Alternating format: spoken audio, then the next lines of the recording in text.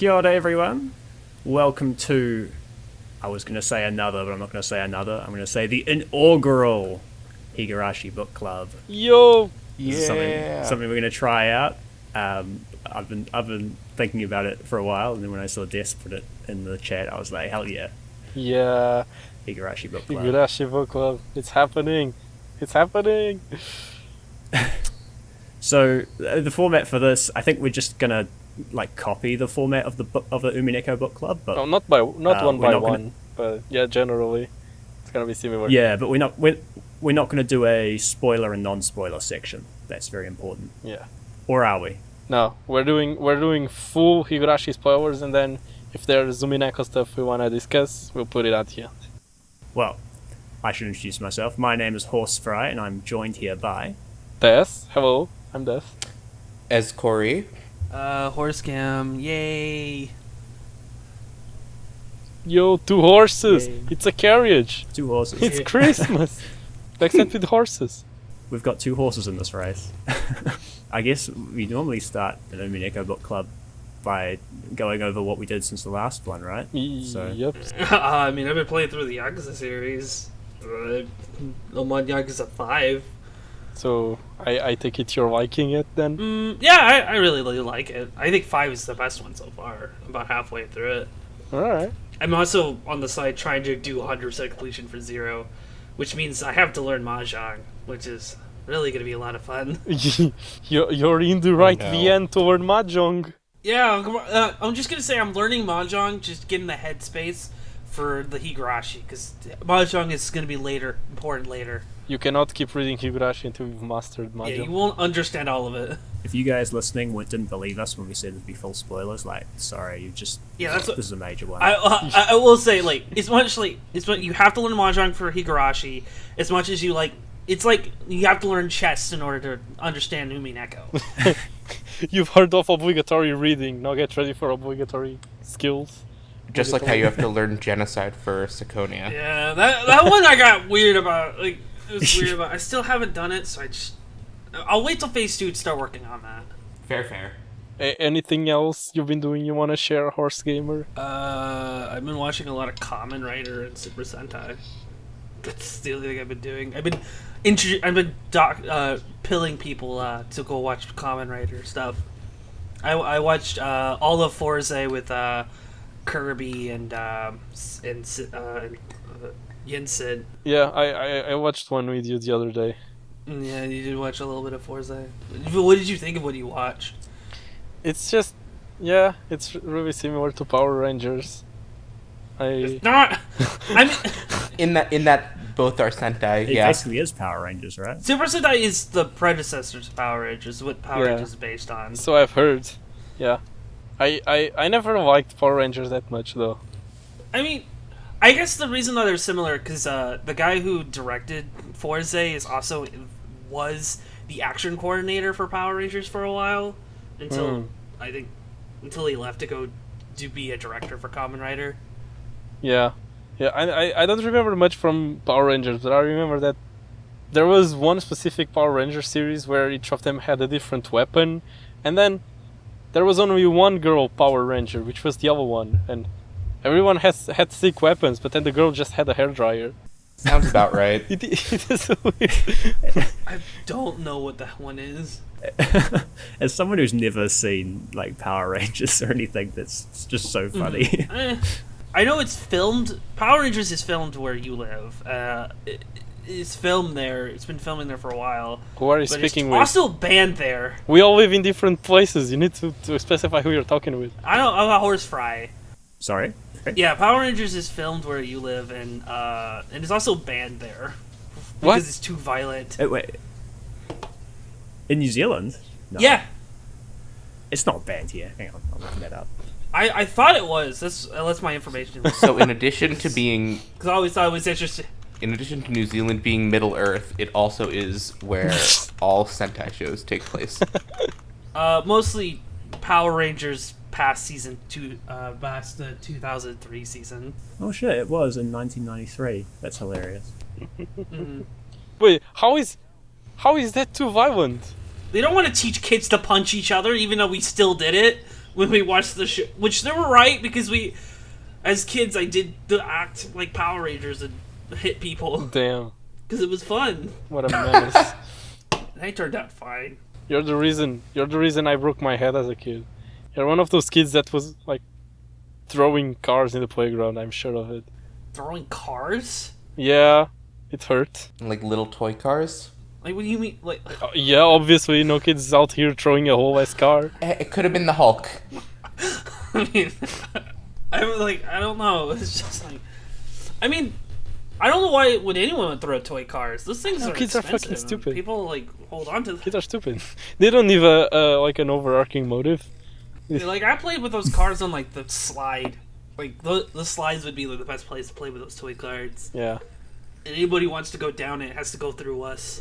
Like, man, playgrounds were like old school gigs. Everyone had their territories. The slide was always somebody's territory. You never had an open slide. Can't say I ever experienced that. I mean neither. America sounds like even kids have it rough there. So anyway, escorting Horsefly, what have you been doing? I've been working, as exciting as that sounds. You want to talk about your work, like what you do? A lot of busy work, but, I'm enjoying it. I started a new job last week.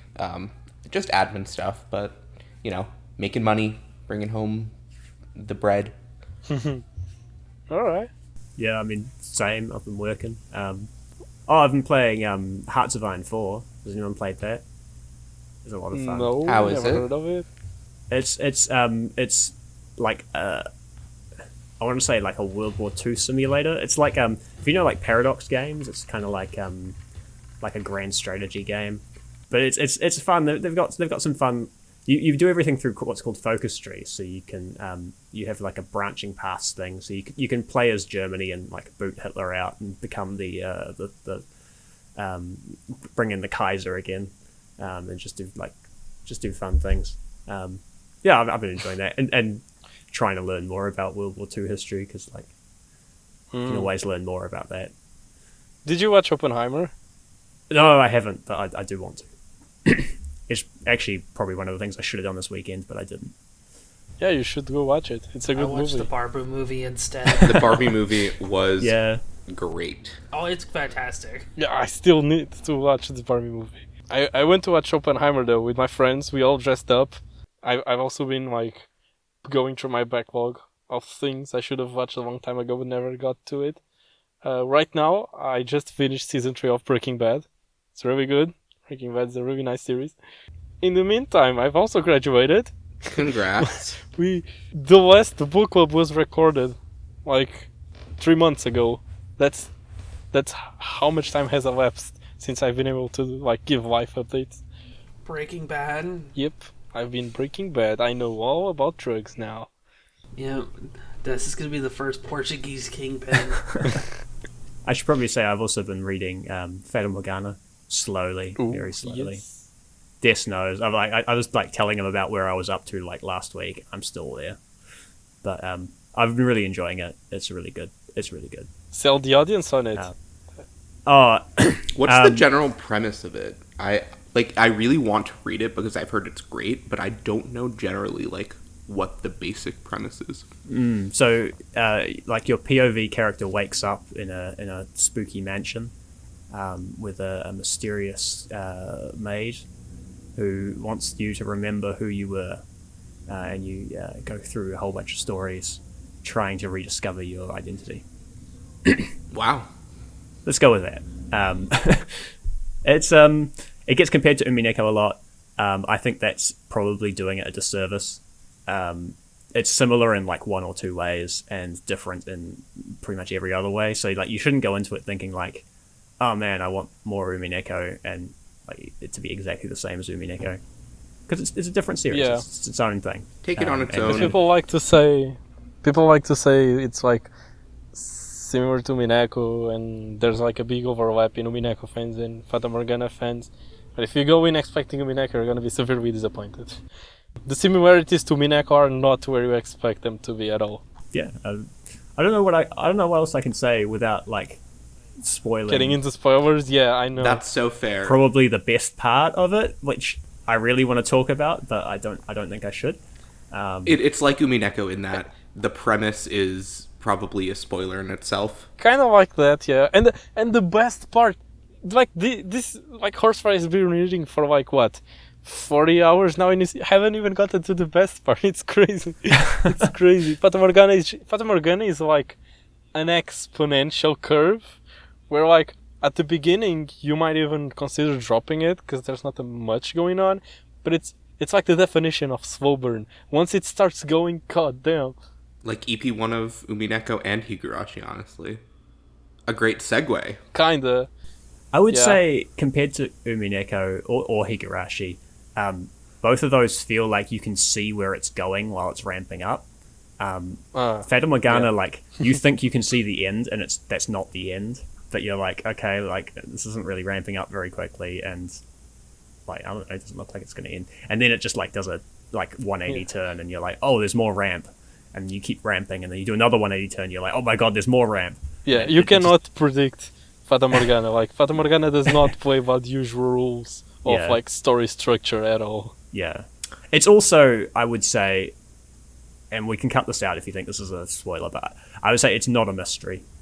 I don't think people should go into it. I was going into it trying to like solve the story, and there's yeah. no point. You can make theories, and you should make theories. It's like a great time. I've like filled up Dessa's DMs with like theories and shit. But there isn't a coherent like logic way to like solve the story, quote unquote.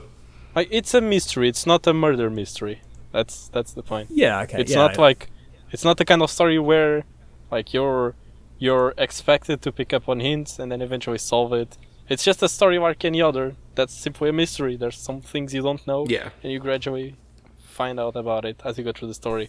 it's like any story with a plot twist. Like there's foreshadowing throughout it, and so if you pick up on those, you can feel very smart by predicting it. But it's not necessary for the experience, I would say, to have solved it before you like get the answer. Not like Umineko or Higurashi. It's like not that either. Umineko, Yeah, basically. it's not Umineko. Yeah. Yeah, Okay. You know what else isn't Umineko? Higurashi. Oh, Ciconia? Exactly. Welcome to Phase 2. You are now living in it. Put your helmets on. We should continue Data Archive at some point too. I Oh, want to yeah. do that. Anyway, we should. so Anyway.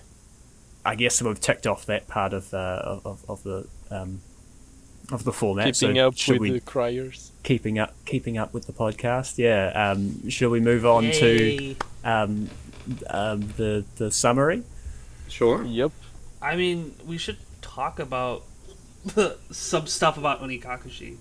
Like, because Onikakushi is like the first thing Ryukishi ever did. Yeah, that's true. So like, I mean, yeah, the history of this is like, correct me if I'm wrong.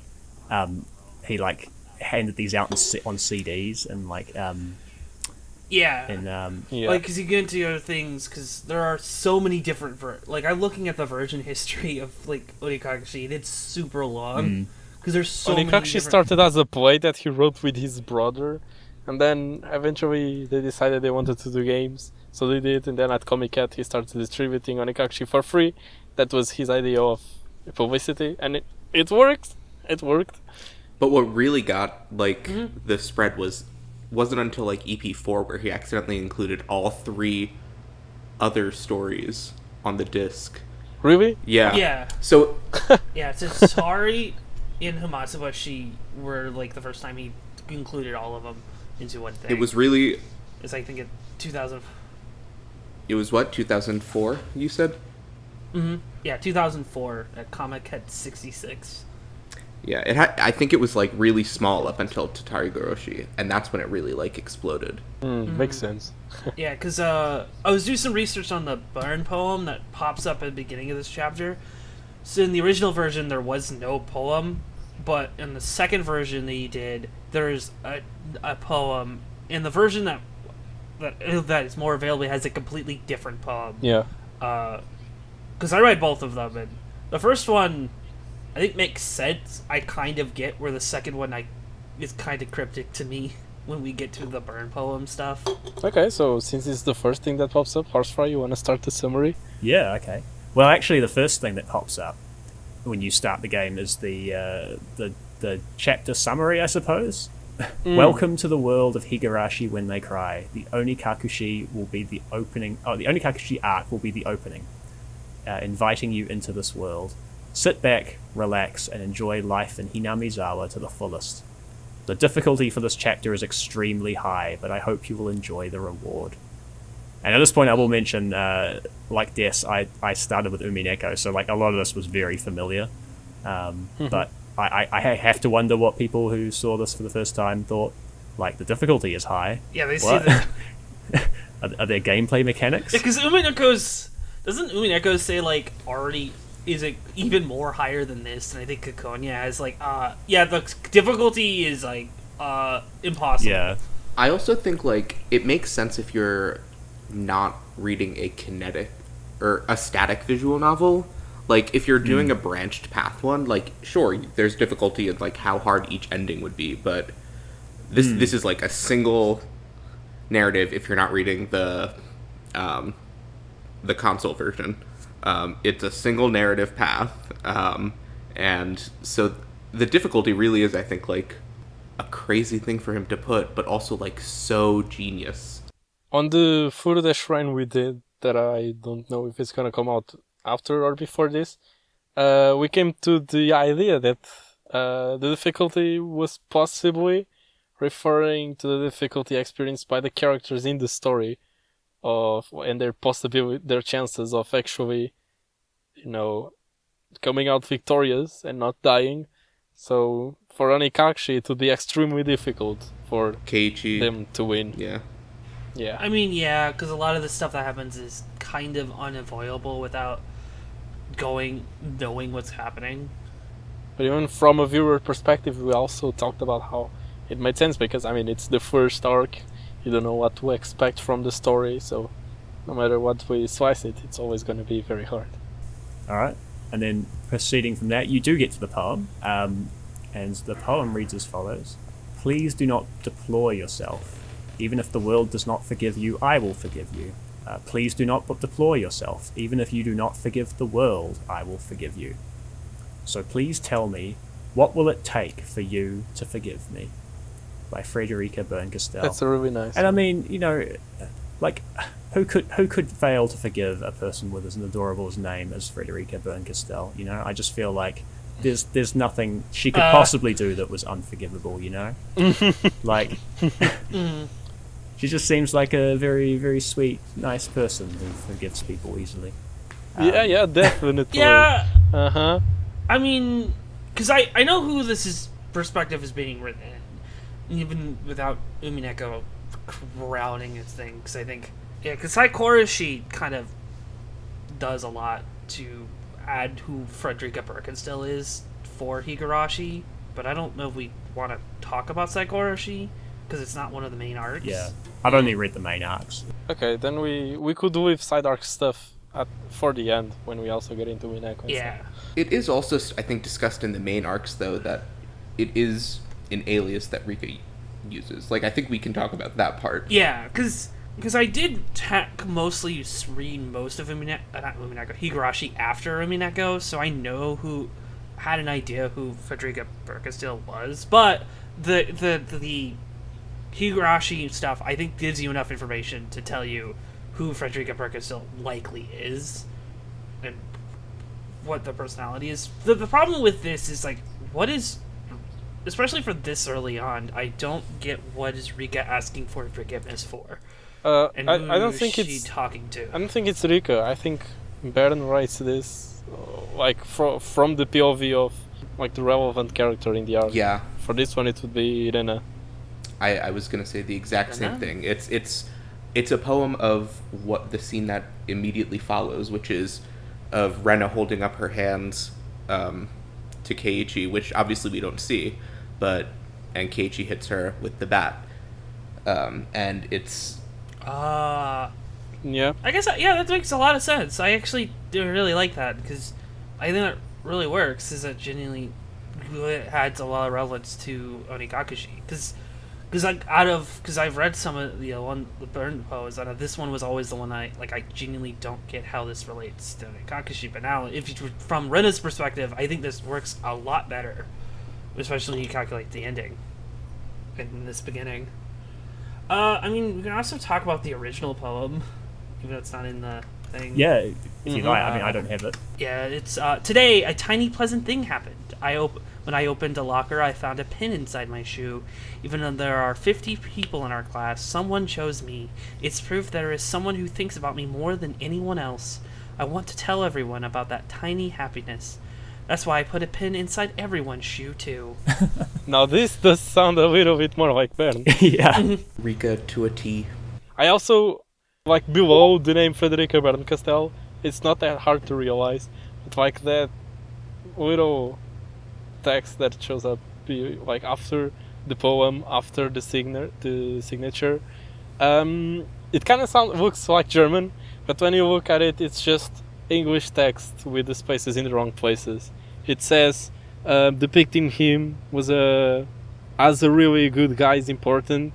Gotta make him into a very dirty criminal again, huh? That's Ryuki. That's just Ryukishi. Yeah, that is definitely Ryukishi. Hiding something. That is definitely Ryukishi. That is not anybody important. Regarding Keiichi, right? Do we agree on that? Yeah. Yeah. Because that's also appears in the credits, I believe. Just sort of some of the chapters. I don't know about Onigashiki, but I know it appears in, I want to say Watanagashi. I know in Sumihorobo, in Tatari Goroshi, the whole credit scene is written like this. No, in Watanagashi, because after on the part of the credits that lists everyone's names, below Satoko, if you decipher it, it says like, oh, Satoko ranked low on popularity polls. I gotta make people like her more. And then he writes Tatari Goroshi, which is make people like her less somehow. Yeah. Yeah. So I think the context behind this text, though, is that in Japanese it wasn't as easy to decipher. But I don't know the context of that, but that's what I've heard. Like in English, it's like trivial. You just kind of unfocus your eyes and you can read it. But I've heard it was a bit more of a puzzle when it came out originally. I believe that. Should we move on? Yeah, that's Burn poem time. That's the poem and the difficulty setting. And then after that, the scene is an unseen narrator who's splitting tomatoes with a hammer, because there's a big boom sound and then a splat sound and some red tomato juice goes all over the screen. And while they're splitting these tomatoes, they're thinking about a person that they trusted, and maybe they still trust them. And now they're crying and they're like, maybe I should stop smashing tomatoes. And then they don't stop. And then we get a little line. Perhaps I really did love you. And then we're on a train. Yeah. With Keiichi. Do we want to talk about that scene first? Yeah, I do. I'm not sure how to feel about that scene, because although it is iconic, and although nobody in this day and age goes to play Higurashi without knowing it's a time loop story about killer wolves, like, it kind of spoils the twist, like the subversion of the genre. You open the VN and you already know there's gonna be a murder. Like, wasn't the whole point to go in thinking it was a regular run-of-the-mill dating sim? I think there are lots of different ways you can take the opening scene, because I guess, like, in the chunk of text we read for this week, the dam murder, I guess, like, just reading that part, one could think back and be like, oh, that beginning scene was the dam murder happening, or like one of the murders happening. I think it's only because so many people go in knowing that this is actually Keiichi killing Rena that... But I understand what you're saying about subverting the genre. That whole part, like... Yeah, but, like, a lot of dating sims do have darker aspects to them. Yeah, I think Clannad opens in like that weird ethereal space before which uses the this actual stuff. That fucking ethereal place, all the scenes in that place use the same OST that Higurashi does. There's like a track that is shared between Higurashi and Clannad. Yeah, I think the opening, I think it's mostly as a tone setter. Because, like, I get what you mean, like, oh, back then people wouldn't know, and it was supposed to be a way of subverting expectations.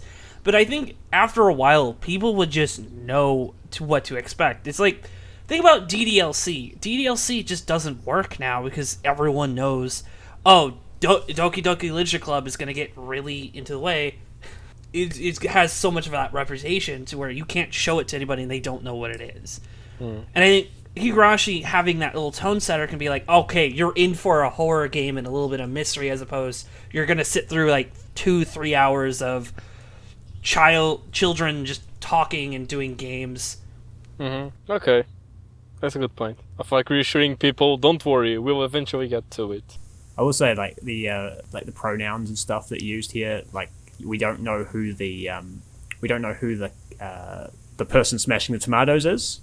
We don't get any kind of pronouns or anything on them, but we know that the person that they're talking about trusting, which I would say, you know, pretty heavily implied to be the person who is actually a tomato, that they get she, her pronouns. So, yeah, you know, we get sort of that amount of information. And I kind of hate the anime for showing it's Keiichi and Arena, possibly, most likely, at the end of Onikakushi. Because I really like the idea that this was the last scene from the previous arc to Onikakushi, and this was Keiichi killing Rika. So that's why the arc ends there. Yeah. But, oh well. What? Thank you, Dean. I thought it was just a flash forward to the end. It could. I think it is a flash forward to the end. I'm just saying I like the idea of it being the previous arc. But, oh well. I think both are valid reads. Yeah, we can just pretend the anime isn't canon. I mean, it's easy to see that the next arc could just be the same as the last in terms of like the actual individual loops that happen one after another. Because I don't know how far along Onikakushi is in terms of like the actual looping timeline. Like, is it pretty far along? Is it like beginning? Is it I think middle? chronologically the only ones that like we know the placement in the greater Rika timeline is that the last 3 arcs of the main 8 are like sequentially and the final ones. Yeah, because I think it's Sumi Horoboshi bleeds straight into Minagoroshi, and then that one, the next arc, is the final one. Yeah, I think the rest of them could have happened at any point. Obviously, like, when Rika's jaded, it's obviously later, but I don't think there's any reason to believe that any happened before or after any other one. I think, in my personal, I think they're in sequential order, but that doesn't mean there's space in between each arc. Like, 2 does happen after 1, but it doesn't mean there's space. There's multiple arcs or time loops between them. Yeah, because we know, for example, Himatsubushi definitely does not happen between Tatarigoroshi and Meakashi. Because by that point, I mean, no, they could. But my point was gonna be that Rika at that point couldn't loop that far back, but we don't. Maybe in Onikakushi, Watanagishi, and Tatarigoroshi, she could. She was looping that far back. Because again, we don't know the placement in the timeline. And we could only be seeing the last 2 weeks because we're only seeing the last 2 weeks. Doesn't mean Rika only looped the last 2 weeks. I think I really need to pay attention to Rika's behavior in this reread and just like really try to figure out what she's thinking in all of this. Yeah, I was thinking about that too, now that we brought that up. Because, at least in what I've reread from Onikakushi, she seems like she's still really into the club games, which is a really stark contrast to how she behaves at the end. She's so melancholic. So maybe that is true. Maybe the Onikakushi takes place somewhat at the beginning of the looping. I mean, I think it's pretty early, but I don't think it's that early, because it was... I think it's definitely after Rika starts realizing it's looping and is stopped caring that much and starting to not care. Because she doesn't really try to stop anything in this arc. Yeah, and there's always the argument that she's going in autopilot mode, basically. Because that's how Frederica Bernd-Castell is because she doesn't feel like she's Furu de Rika anymore. So she just starts basically dissociating and going on autopilot. Because she's gone through this so many times. Yeah. I could go either way. Both are fun thought experiments. I don't think we'll reach a conclusion. Something else I wondered about this intro was I know a lot of like you said, the horse scam, like the Onikakushi especially, has gone through a lot of revisions, and I wondered whether this had always been there, or if it was added later on, like to give people more of an idea. But it sounds like Desi was saying, like, no, it's been that way since revision 1. Yeah, it seems like if it has been a revision, it was been probably added before 2006, because the anime adapted this scene, which they didn't do every scene in Onikakushi, which I know makes sense. But the anime also adds in, unless I'm mistaken, the one for all of the question arcs, doesn't it? Like a beginning flash forward scene, like we get the Rika one from I think so. From Miyakashi. I genuinely can't remember. So, and then the next scene, we're on a train, and we're in the perspective of Keiichi Maibara. He can hear someone apologizing, and he thinks, why don't they just forgive her? He thinks, it can't be that bad if she needs to apologize so much, so they should just forgive her. And even if it's something terrible that cannot be fixed, isn't that even more reason just to forgive her? I wonder what end of Onikakushi Keiichi would think about that. Yeah. And then, he wakes up, his dad wakes him up, and they've arrived at the station, and they head up through the mountains back home to Hinamizawa. And that's the end of the prologue.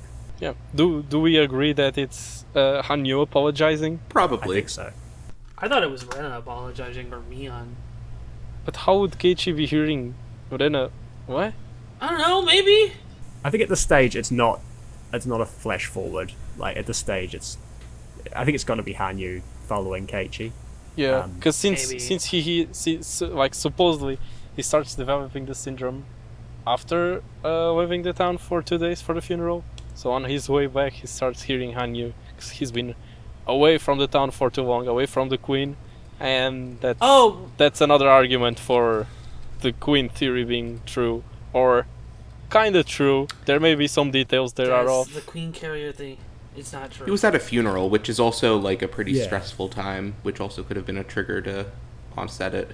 I actually would counter-argue that, because if we're going on with the assumption that this is a permanent event that happens in every loop, why would Keiichi not develop the syndromes in the other loops?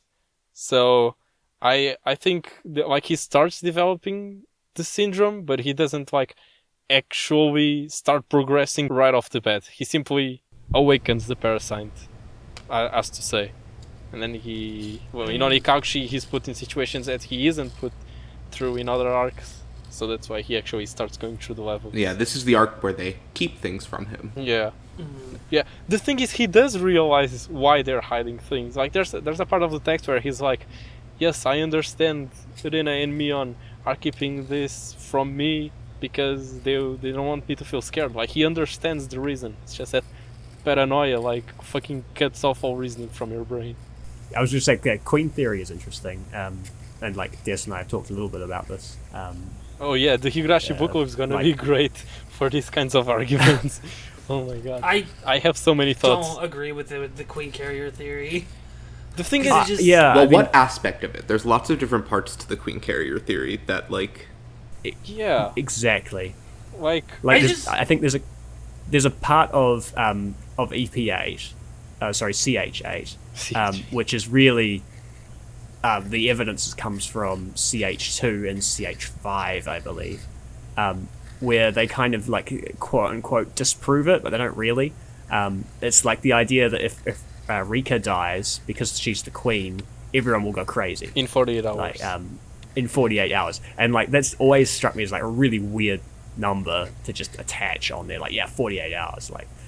But anyway, that doesn't happen. But what does that actually prove? Maybe it's in 49 hours. Well, I guess we know it's not that because there's been a longer time between some of the epilogues of EP2 and because Keiichi and Mion go on that go to the hospital and then go on a little date, and then that side of queen theory I don't think is real. But it could be that it's just the details that are wrong, not the whole idea that there's some aspect to the queen carrier. Yeah, I believe so, but we'll eventually get there. I can't believe we're gonna try to analyze the science of a fake virus. But it's fun, though. I've been trying to just the fucking the whole thing for the last like 2 years since Go. Yeah. Because I was trying to figure out like how it works. It's like how do they get infected? Like because honestly, no one else from Hinamizawa has access. Aliens. Game, you should read my. Maybe You should read my 24, I always 26 thought page maybe theory. it's something wrong with their drinking water. Where do they get their drinking water? Because that's the only thing that can be infected that doesn't affect other people outside of Hinamizawa without having to easily transfer it to Des, I read your I theory. will once again recommend you to read. What's the one arc? with the Line other You? god lady? Yes, you could read Line You, or you could read the arc Kamikawashi, I think. Kamikashimashi. Exactly. I am once again recommending you, Horsecam, to go read It's still not Kamikashimashi. translated yet. Yes, it is. You do I look like I know Japanese, my guy? How did I read Kamikashimashi? It's in English. Come on. It's on Mom the Delta's channel, Wow. like everything else. But yes, there are some side arcs with very interesting details that really help with understanding this fake disease. Anyways, Anyways. we should probably continue to the actual introduction of our characters. We haven't kind of introduced anybody. Yeah, okay. We'll carry on with the summary. So it's day one. Keiichi wakes up in time for school, and his mum has made him breakfast, which he eats. Apparently, he used to skip breakfast out of spite when he lived in the city, which is his loss because it sounds delicious. It's like rice and some pickles. Yes, I was gonna say, Mushroom mentioned the other day about how Ryukishi probably hadn't, thought about how Keiichi was gonna be a proto-school shooter, and that would be the reason he moved to Hinamizawa. And she brought up some aspects of Onikakushi that hint towards that, and I think this is another one of those instances, because it's just like failed foreshadowing where there's none, but could be some, because when I first reread the line where he says, I ate my breakfast, which isn't something I used to do when I lived in the city, or something to that effect, I thought, oh, good foreshadowing. It's because he was depressed, because after the incident with the kid who got hurt, he got so depressed that he probably wasn't eating properly. But then it's supposedly just because it was kind of like his rebellious phase. So it's like, could have been a good place to place some foreshadowing. To be fair, I think Higurashi was written very differently than he did with Umineko, where Umineko I think was mostly planned from the start. I don't think Higurashi was planned the entire way through with the writing on Ikagashi. No, Higurashi had to be written all the way through, because Higurashi was originally a stage play.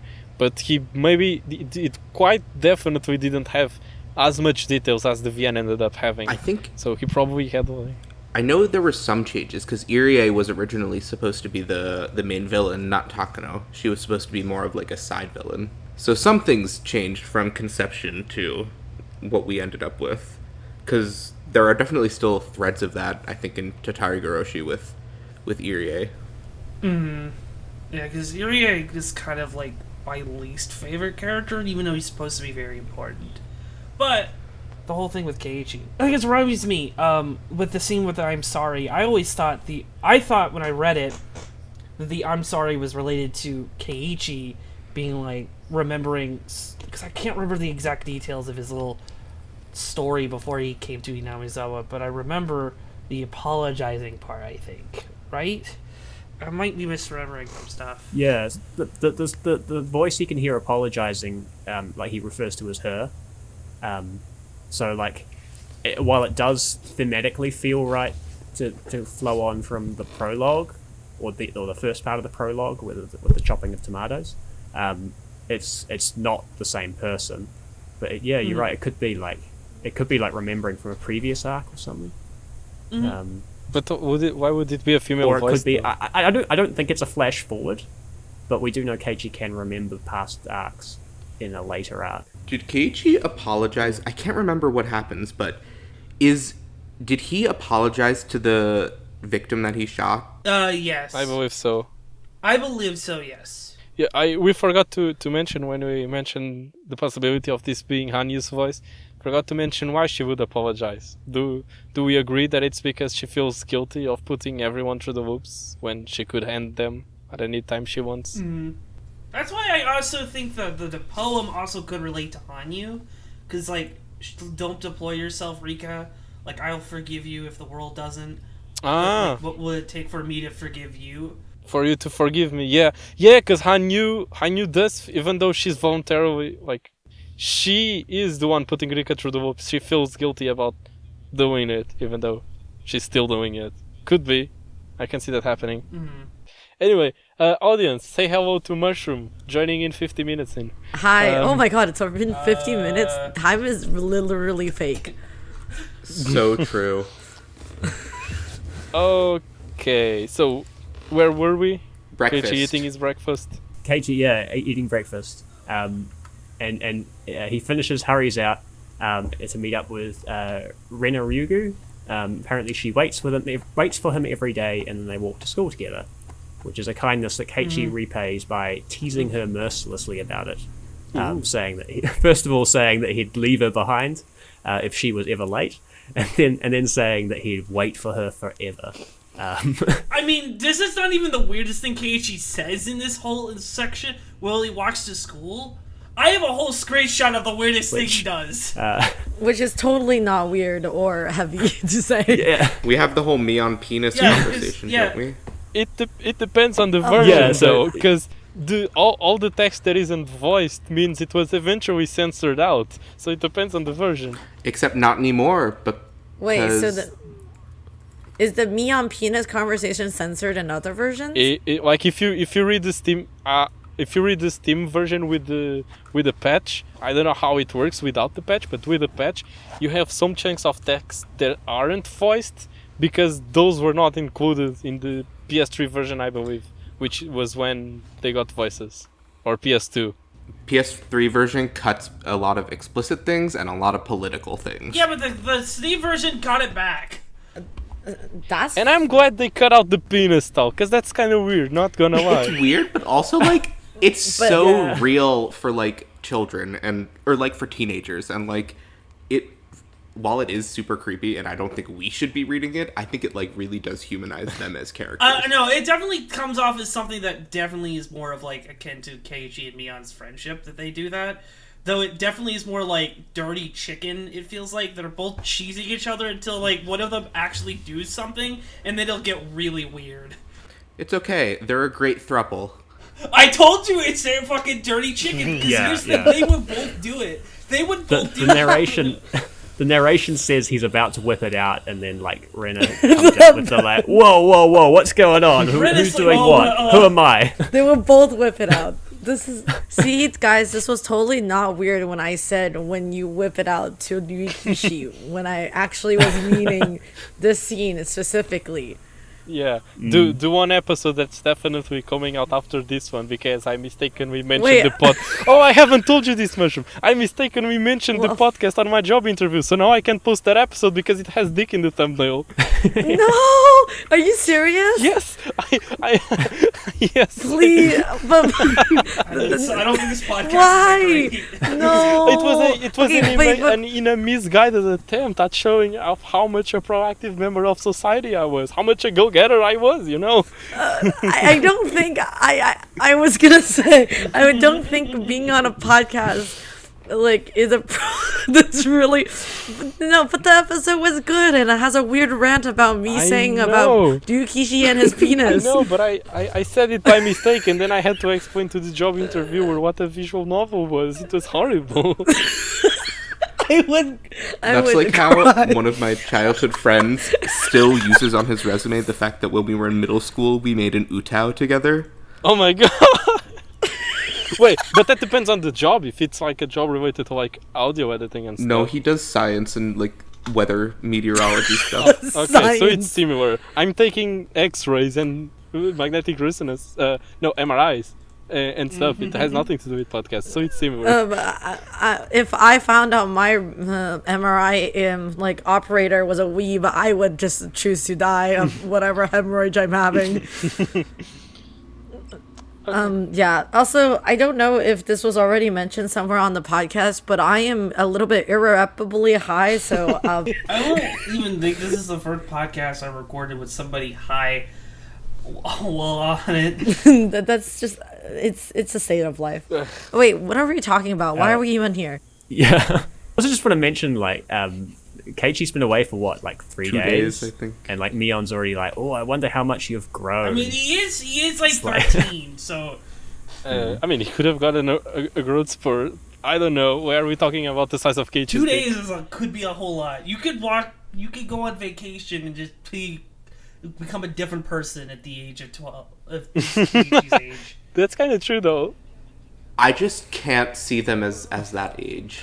It's Yeah. just so difficult for me. How old do you think do you read them as? I can't do the math in a way that it scales out because, and part of it is because I watched Go and Sotsu like immediately after watching the anime, like the first anime. Well, Go and Sotsu doesn't help because they look the same whether they are 10-year-old or fucking 20. But Yeah, they the go only to one that looks different is Satoko. but Saint Lucia is a high school, Lucia? and it's only like 3 years in between like the time that we have and Satoko and Rika going to Saint Lucia, so they can't be 8 years old. They have to be like in 6th grade or middle school or whatever. I'm pretty sure they were Satoko 10. and Rika are 10. Yeah, I thought they were 10. Yeah, I think they're mentioned to be 10. Yeah, because at 13, I think they would normally, I think that's a lot early, right? If it's Japanese high school system, that would mean that they're in That would be equivalent to junior no. year, not sophomore year. yeah sophomore year. So a 10th grade, which would mean they're 14. So 13, like 13. Yeah, they're either 11 or Right. 10. I don't know one of their exact birthdays. 14. So, here. Anyway, they read like babies. That's my point. Yeah. When you're reading the VN, they literally just feels like they're like very young. 10. I think part of that is the art and the anime making them tiny. Yeah. Anyway, changing the subject is Mion changing the subject to whether he's got the board game catalog that she asked Keiichi to get, and he didn't. But Keiichi expresses the very slightest interest in board games, and so they immediately decide they want to scout Keiichi for their board games club.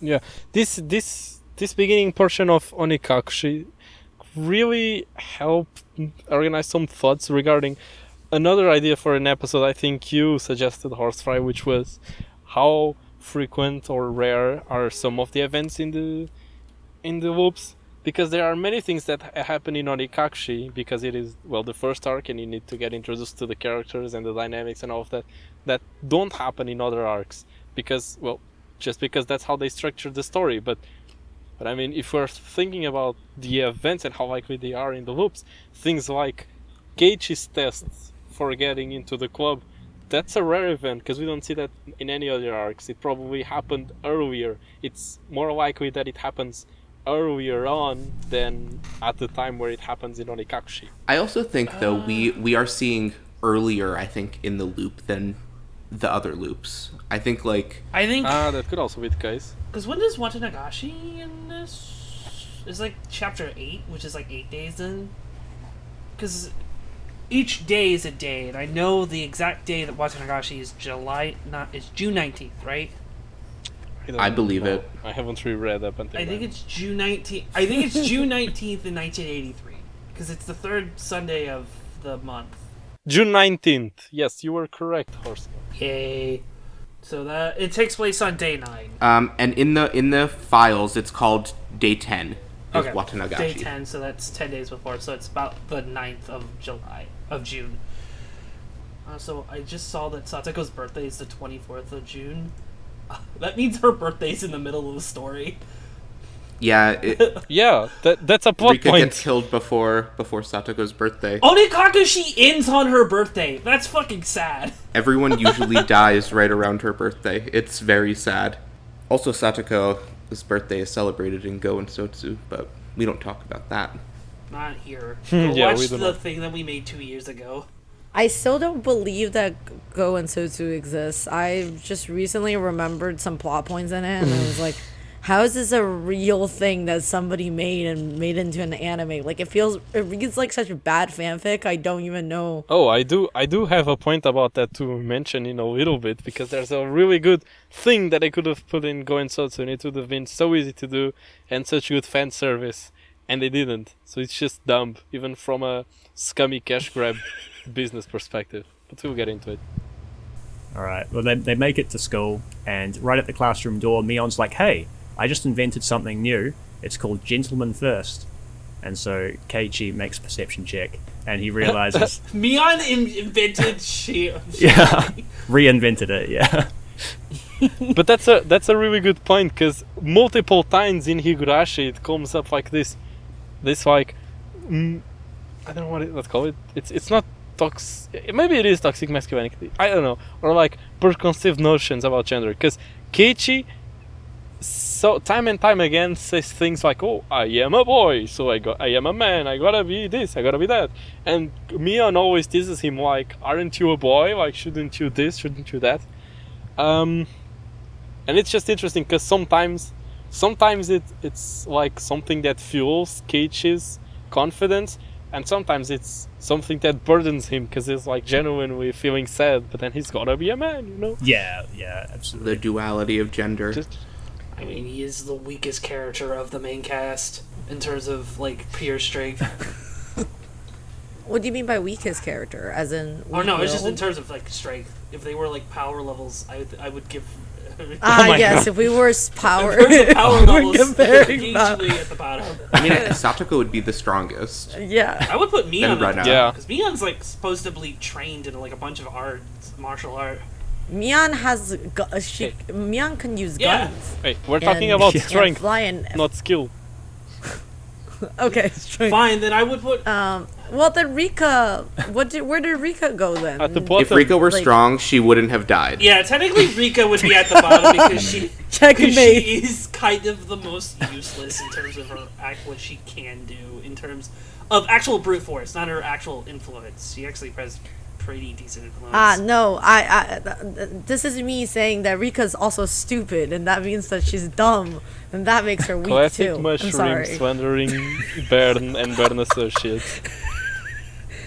I'm standing on my funny little wall and I'm You're yelling out. standing on the wall. I just hope that somebody in the comments just says they put Rika at the bottom of their power level rankings.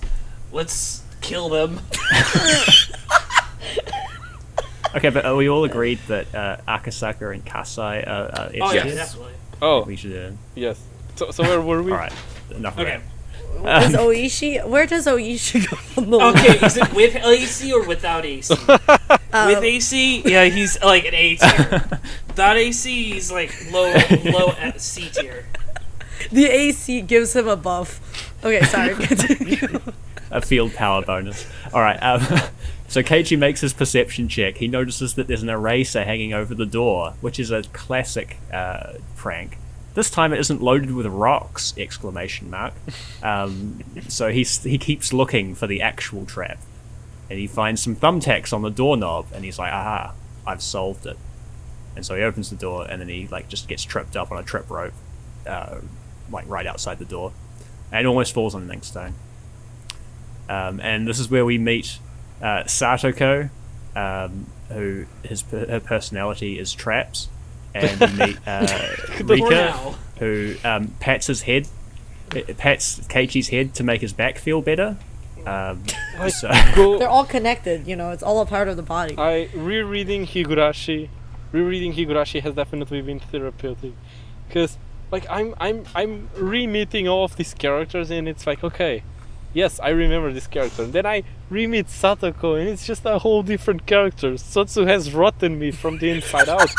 I mean, I will say, I- Gosotsu made me like Satoko. This, of course, this was Satoko. I had forgotten this was Satoko. Welcome I love back. all Satokos, but this one especially. I think, No, I will say, without Gosotsu, I think Satoko would just been a nothing character, because ultimately she's nothing. What? I like her in Go Sotsu because I think the villain role, even though she does it terribly, works so much for Satoko. But watching her go back is genuinely like, oh, it's a humble beginnings before she became a terrible, what people would call a terrible character, who I just genuinely love. I mean, Satoko is basically Joker for women. Like, I mean, Ryukishi's let me finish. Ryukishi wrote Joker for women and trans women. Imagine. I thought Joker for women would be more Erica, but okay. Well, no. But like the point is just like there's like different levels of Joker for women. That's why I was gonna say that Yukichi is a master at writing Joker for women. Like you've seen all those like funny like Twitter like basically Venn diagrams of what's Joker for women, Joker for the gays, and then like Joker for women and the gays. Like and Erica's the Joker for women, but she's like homophobic, like is it like different like, actors I'm not, as a Joker, like Heath Ledger and like Jack yes, yeah. Yeah. Anyway, but Satoko was just such a ridiculous character, or whatever the fuck they decided to write for Goen Sotsu, that it's actually incredibly like disorienting for me when I reread, like when I was starting to read, getting introduced to her when I was reading VN, because like I never liked when I was an anime only person, boo. But like I never liked Satoko because I thought she was like a complete nothing character. She's like a prop piece in a like a really shitty kind of way, and basically is the only thing that like Rika like clings onto like a blanket. And like you could say if she is like that in the VN or not, because I feel like in VN she's like a semi like existing character, like I mean, I guess she like gets to have her like good big speeches like twice. But yeah, she's definitely the weakest of the club members, sadly. We do get her perspective once in the entire series in a later arc for like 5 seconds. And then like I mean like this is probably gonna be the type of thing where we get to the very end and we can talk about like is how much is she underdeveloped, or like Mion is, which I have a lot of opinions about. But like I do feel like Ryukishi just just went crazy like when he was writing Goen Sotsu, because like where did he thought that this character would have ended up there is like kind of bafflingly like surprising. Like I don't know what he was on. Probably the same thing you're on. Oh my god, don't do this to me. My mind thought is not very connecting, and I've just realized I rambled on too long and I have zero remembrance of why we even started this conversation. That is how bad it has been. No, you're great. You're great. Because Satoko arrived in the VN. Satoko. That's who I was talking about. Very good. Thank you. I think Satoko gets really well developed later on, but I think we'll get to that on a later episode. Yeah, for now, after they have some morning lessons, and we learn that Keiichi is pretty much taking on the burden of being the teacher for Renna and Mion, because the actual teacher is like busy trying to babysit the little kids. And then after some discussions about university, the whole group joins up for lunch. Oh yeah, there's Mushroom. Since you have some passing knowledge about like Japanese school system, what the fuck is this talk about how basically because there's not enough people to attend the local university, everyone gets in?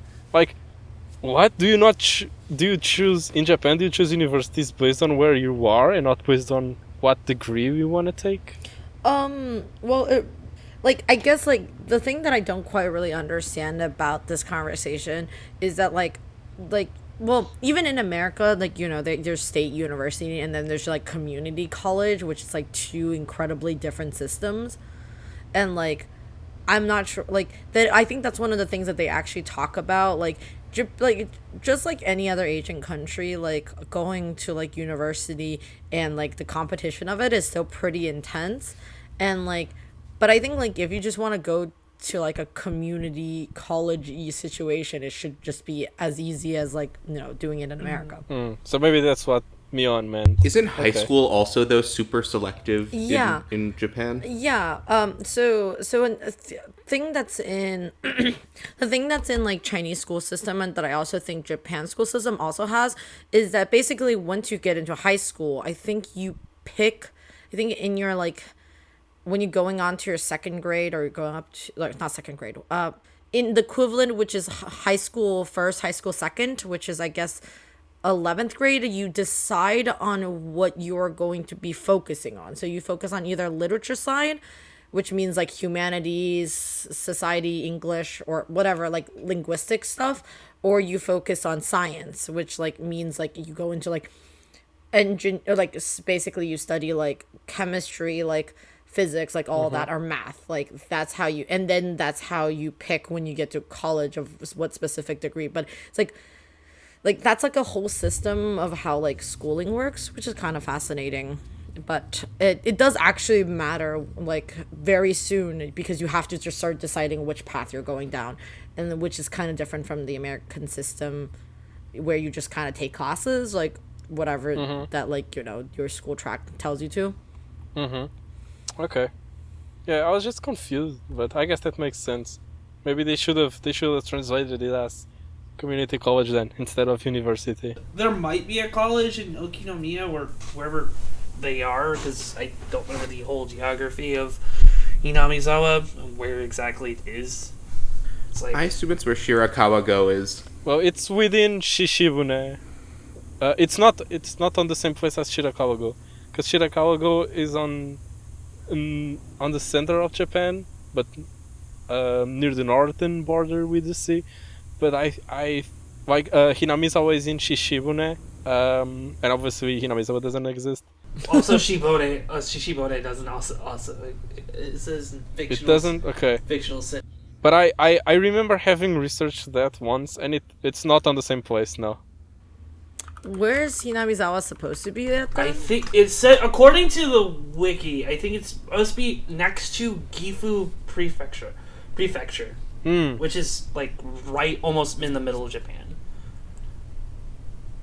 Yeah. And the real Hinamizawa is a little bit northern of there. It's in the mountains up north from Tokyo. But also, like, I think, like, maybe what Mion is also trying to say is, like, oh, well, I guess my family has, like, money or it has, like, connections. I could just get into college if I like, it's the type of thing that where I wasn't very sure. Like, somehow Keiichi writes them as really young, but also writes them that they have high school thoughts. And, like, I don't really, like, that's actually when I am, like, not sure if they're supposed to be, like, 15 or, like, older than that. Yeah. If that makes any sense. Oh, I think you're under judging? No. What's the fucking word? Overestimating? Underestimating kids the age of Mion. Because, like, Mion isn't that young. I think Mion's, like, what, 15, 16? Like, I think that's a normal thought for her to have. Like, what college am I gonna get into? What high school am I gonna go to? But yeah, I do respect Mion's outlook on school. I think she has this sentence that goes along something like, oh, why waste our teenage years studying? We should make the most of them while we still have the freedom to actually make the most of them. That's how I went through university, and it worked out in the end. Yay. Yeah, you made a podcast. Neon grind set. How did that turn out? The next scene is like there's a lunch scene. I don't know if I like want to like summarize everything that happens in it, but I do want to talk about. I really like this lunch scene. I think this like distills the thing I like the most about Higurashi, which is like I really appreciate the fact that all the main characters seem like they just like each other. Like they're friends. It's like a chosen family. Well, yeah, it's not like Umineko where it kind of feels a little bit like they like each other, they're family, and they hate each other because they're family. But like it's all because they're family. Like they're kind of forced together because of that. I guess these guys were forced together because they're the only kids around the same age. But yeah, I think the idea of us sellability, like how much are you sold on their friendship, really matters on how much you do actually care about the fact of like anybody of these people dying or anybody of these people like hurting each other. Is like I do think it's like a very big part about how they're written, and I think Keiichi tried to like sell them to you very well, to like, because I think a lot of people go for like they bicker because they like they're hate each other, but like they're having fun. But like Ryukichi's like, actually these people are just having fun because they like each other. And I do like the eating scene. Isn't this also the scene where they talk about like who has what kind of food in their bento? This is where like Satoko, the broccoli versus cauliflower thing shows up. Oh my god. The masterfully hidden colorblind traits that people go the whole VN without noticing. I don't. Oh wait, is green a thing that people like colorblind people can't see? I thought it was more of like, I guess It's I don't know, there's different kinds of colorblindness. I don't think green, white. I mean, is she colorblind colorblind, or is she just like because of she has like different hard time basically differentiating like reality?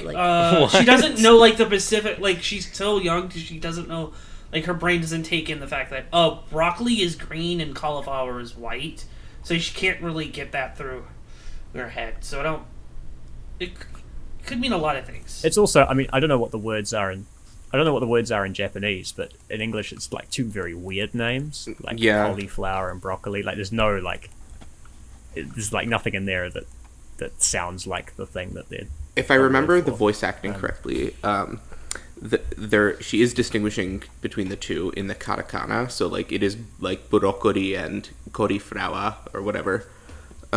So it could be like the English definitions of those words, but I don't know what the Japanese word for broccoli and cauliflower is, if it is different. And like, is that a staple of Japanese cuisine, or like is it just like a bit?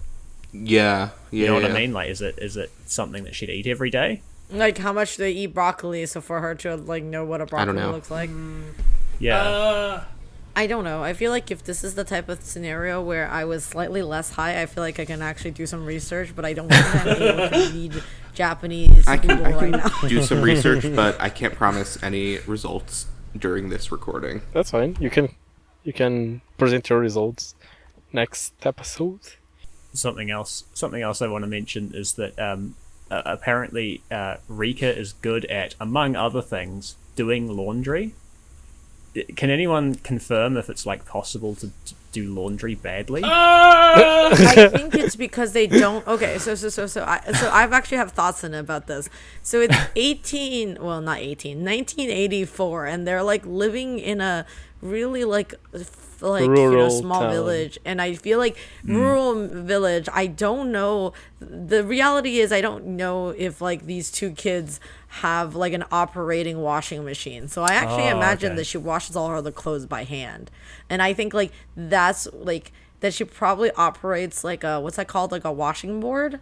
So like right. I feel like that is something that is like takes way more like ingenuity and like hand-eye coordination than anything else. And if you met like a 10-year-old, I don't know why I always thought Rika is like 8 or something. Like if you met a 10-year-old who could like operate, like wash her clothes really well, you would be like, that's pretty fucking impressive. Like how most 10-year-olds will have a hard time holding up a pencil. That's a good reading. Good points.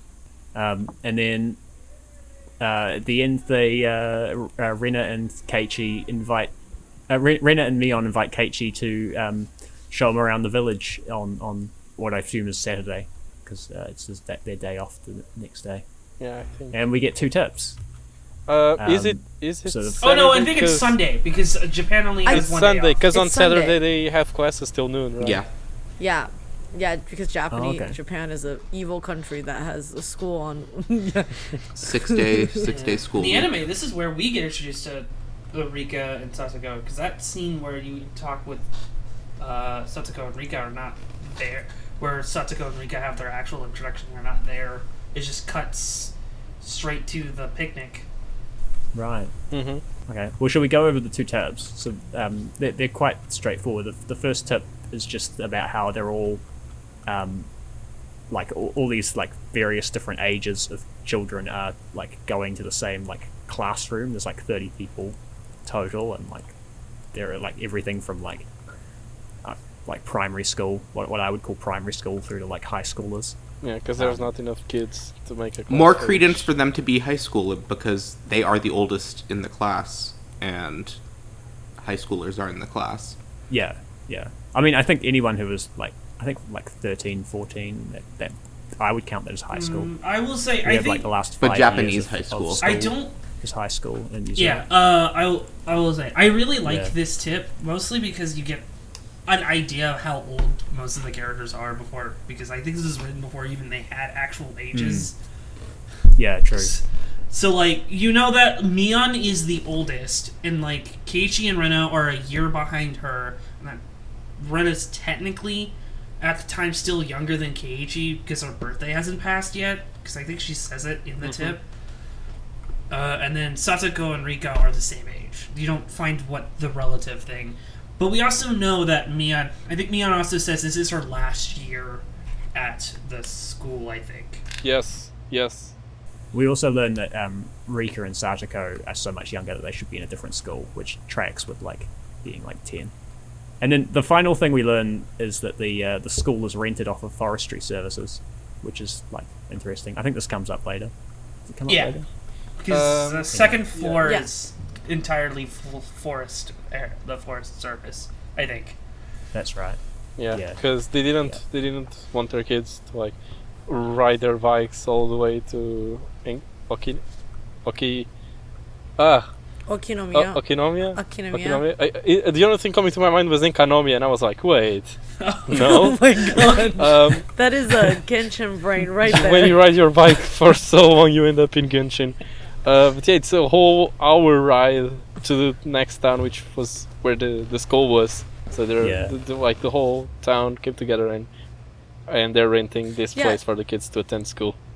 Speaking about the whole riding a bike thing, it actually always not bugs me, but like the amount of like times that they use bike and they don't use bike is kind of fascinating in the world of Higurashi, where I don't know if Yukichi always intends them to have a bike and then you're like, okay, I guess I'm walking with my friend, so I wouldn't be riding a bike, because not the consistency is weird, I guess, but just like the times that they get to use it is kind of curious to me.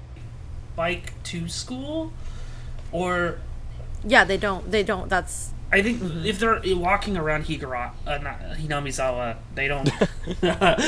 they don't, use their bike, but if they're going outside of it, they use it. I think the only time you actually see Keiichi use a bike inside of Hinamizawa is when he goes and do a funny murder. Oh yeah, that's right. Yeah, he does it a few. I think he uses his bike like once inside Hinamizawa here, because I think he's doing it in a later chapter where he's running away, where he doesn't want to be bothered, so he takes his bike instead. The second tip is about how Hinamizawa school doesn't have a uniform. Yes. Which is pretty big news in Japan. And to be honest, it's big news in New Zealand too. Like, there's like one school in the whole country that doesn't have a uniform. Really? Really? High school, I mean. That's pretty fascinating. I mean, I went to a school in China that has school uniform, and most Chinese schools do have school uniform.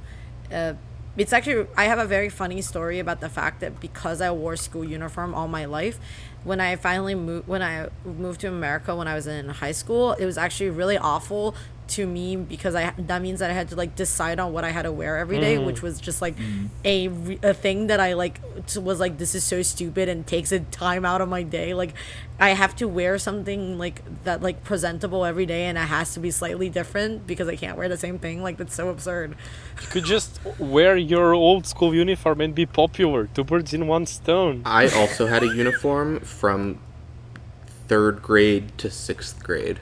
A very random assortment of years. I didn't have school uniforms. I only had like, the only uniforms I wore was like my band uniform. That was it. Oh, yeah. I did wear lots of band uniforms. Anyway, sorry. This is not the uniform podcast, I guess. Yes, it is, because I do have a thought Yeah. about their uniforms, which is, this is the missed potential I was talking about. Imagine the cash grab figurine Higurashi mobile game opportunity that would have been to take this line from Satoko where she's saying, oh no, my school uniform is so stuffy, I wish I had your school uniform, Rena. Like, if Sotsu is aging up Satoko, why don't they just have her wear Rena's old outfit and sell 1 million figurines Yeah. of Satoko and Rena's outfit. Oh is yeah, the because most her outfit in Go, not counting before she goes to St. Lucia, the one that she wears before going to St. Lucia is, I think, it's just a generic school outfit. This is the weirdest. This is the weirdest thing. Des that wants we did. wants Is a it gacha weird? game Is it for weird? Higurashi, except there already is one. No, I just think Alt skins. it's a nice detail that should have been used. Why did they fucking miss? They missed. Because the They animators They missed so simply many missed. different things in that anime. They missed the whole point of Higurashi. That's my take. I did like the idea that it's a very nice detail that, you know, Ryukishi didn't necessarily have to like explain why they all wear so different school uniforms. Like, I feel like that's like a very like, you know, VNE thing, being like, all our characters should look different, but like, you know, even if they like all go to the same school, like people like, you know, like you draw differentiations of like people wear their own school uniform. But like, I do find it fascinating that Ryukishi actually decided to delegate like a whole like little tip about how he is like, this is why they all wear different things, and this is the reason why, and how like all these like you know, a man sells a like a complete like schoolgirl clothes like Yeah, like collection, which is very funny and weird. what do we think this job of Mion's uncle number 302 is? Like, what's his occupation? Why does he have, you know, old uniforms from... He owns a all over- second-hand clothes store that has stock from all over the country. I did wonder if that meant it was like stolen. You know, like just fencing off all of the stolen. Oh, it's no, it's just the clothes fell off the back of a truck. Oh, The mafia Yes. breaks Is the this truck. is this her dad's brother? Like on her dad's side? It makes sense if it's her dad's side. Well, it would have to be. She doesn't have any... I'm sorry. Yeah, she doesn't have to be. She doesn't have... Or he doesn't have any other children. My funny little headcanon when I read this was that her uncle just had a...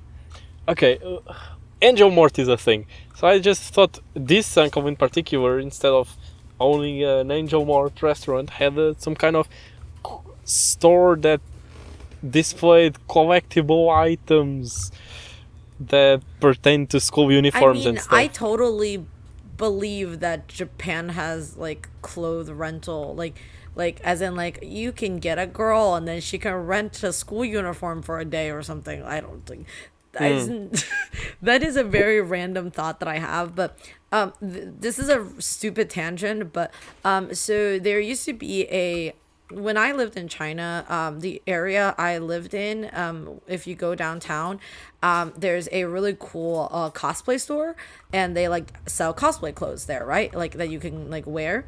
But the other thing that's really cool is that for basically like the equivalent of American $5, or like you could rent a uniform for, like not uniform, rent a cosplay for a day. Like that ranges from like, you know, like basically anything that they have in the store. You basically like you keep something there basically as like deposit, and then you can like get that money back, and then you like rent it by the hour or by the day.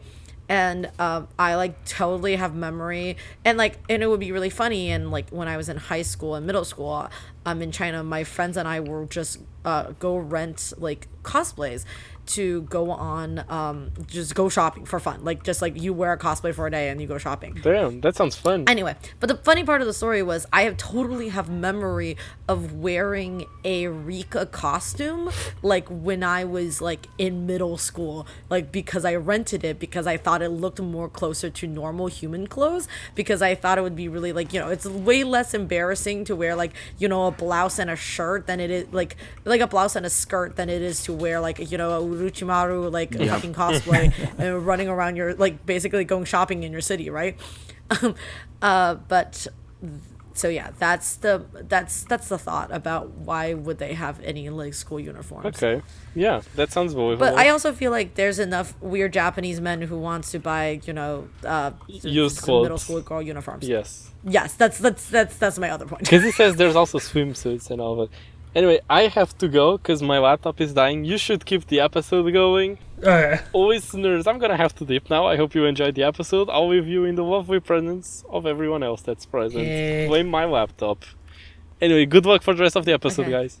Have fun. Bye, Yeah, Des. cool. It's been an hour and a half. Like that's the end of the first day. Do we just want to leave it there? I've got like 3 more days I'd be worth down. of summary saved up. But Yeah, I think if it's an hour and a half, we should probably stop. Because that's a lot. We have a lot right now. Yeah, it's kind of crazy to think about how much random thought you can come out about Higurashi and Umineko. Yukishi sure likes to write a lot of random things that actually do matter. I feel like that is something that isn't very to be said for a lot of other writers. Sometimes you just read things and you're like, this just happens, and I don't understand why they write it in there. But for Yukishi, he really meant something, I guess. yeah, like when I was writing this summary, like I think I really struggled to like keep my own thoughts out of it because there's so many things that just come up, like little details that you're like, that's actually kind of significant. Yeah, I know it's like he gives the wrong reason for it, but like the fact that Keiichi talks about how he never used to eat breakfast is like actually pretty strong foreshadowing, I think, for like the fact that he has a backstory from before, like, and it's something you might miss the first time. You're just like, oh, I guess he was a rebellious teen. Doesn't he literally say that like cram school was making him go crazy? Like in this chapter Yeah. right now, like Yeah, So we can. There's like threads of something. Yeah, because he says why he doesn't eat breakfast is because, like, oh, he didn't like going to cram school. Like, he would wait until, like, the last minute to wake up until to go to school because he just hated it so much. And isn't that Which also why he bought the gun? Was because he hated school and he just needed some way to like release his anger? I do also have to say I really like that conversation because I think it's like those kind of tangents that you get to read in a story that really does build up Keiichi as a character. Like it's very hashtag relatable content, the way how he talks about these type of things where, he talks about like, oh, like these are the reasons why I don't like eating breakfast, and like and the way how he talks about it is very, very understandable, that you could definitely be like, I know I am like that and I don't like eating breakfast, or a person who doesn't like it's a very understandable thing. Like I feel like it's like a very character building moment to just having a really stupid conversation like about your habits of eating breakfast. I think all the character introductions are really done well, except for Rika, because Rika's not really given much. Yeah. Like it's like interesting what you guys were saying earlier. Where like you were paying close attention to what Rika was doing and saying. Like, did you get anything? Because I was looking for the same thing, and like I don't know. At this point, I think she's like holding her cards close to her chest. I do think like when she's around the group, I think she's more of like has that mask on instead of Just enjoying it. enjoying herself, as opposed to like, because we'll see it I think in next chapter, because she doesn't really have a one-on-one with Keiichi this chapter, but I know for next chapter, I know for like what's Nagashi, we'll have more scenes with her, but like because all the characters are great. We get into just what each character is like and what they do, and like we'll get Mion. We have Mion's personality with that whole penis conversation, basically. Yeah. I honestly, that is the quintessential of what Mion's personality is like. It's the penis conversation. I do want to eventually talk about Mion and her penis envy, like Trans Mion. and like what does that even mean for Mion? And I feel like, okay, this is a very funny thing, and I like to think about the fact that like basically Umineko and Higurashi has like an exactly a similar type of vibe of like introduction scene, which is just like people teasing each other a lot and somebody says a dick joke, and like that is basically like sums up the beginning of this scene of like you get to see like Mion dick, like penis conversation with Keiichi, and like all the airport scenes where they're like, and the penis, and then the whole crowd laughs. Kind of just like I don't know, it's a very fascinating like choice decision, like Ryukishi talks about. Not that I could think I could like draw a line between this conversation and like I don't think that in the Ciconia beginning they talk about I don't penises, think so. I'd have to You're reread it. y'all younger than these. I think. No, how old is Mio? I think Mio is like our same age as Rika. So Really? I think no Mio's way. like Mio's like 15 or 16. 15. I I always thought did- Mio was the same age as Rika, mostly because probably their design. Mio's just small and twinky. We did promise a Umineko spoilers section. I don't really have any Umineko spoilers thoughts, but do you guys have any? You can cut this out, but Shannon is canon as Yasu.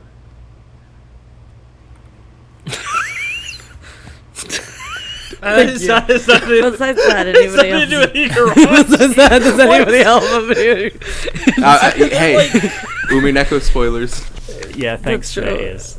You can definitely cut that. No, it's Oh, too can funny. I? We talked It's about it great. too much. Just leave it. Yeah, I mean, like if Deaths were Hero, like we would talk about like how the game board is set up, but like honestly, we haven't really, because what we talked about, we haven't really seen much. Most of like what this first chapter and a half is just like introducing characters, and then I think this next chapter 2 is just introduces Hinamizawa as the setting. Because we're introduced to the main cast, and I think we're getting introduced to the now Hinamizawa now. Yeah, it's a slow burn until we get, I'd say, like more deeper character interactions. But I mean, we got an hour and 45 minutes out of one chapter, so Yeah, this is usually about 30 minutes of reading. So we haven't even finished the first episode of the anime. no, because the anime ends like with the end of chapter. well, the anime is really fast. Yeah, the anime does also cut off like half of what happened in the first chapter. So True. because like I think what it cut out is all of Satsuko and Rika's introduction is gone. I think most of the lunch scene is cut down. No, or just cut out completely because they're introduced later. They're introduced when they go meet at the shrine. At the flower festival, like I think it consolidates all of the dump scenes into one scene. Yeah, because I think it takes at the end of the episode. It takes the revelation at the end of the next, where like he reads the newspaper, which I think is at the end of the third chapter. All right, well, thank you everyone for listening. We hope you enjoyed this episode. It's been a fun time. Kakite. Oh, that's me saying goodbye. See you later. Bye. Bye.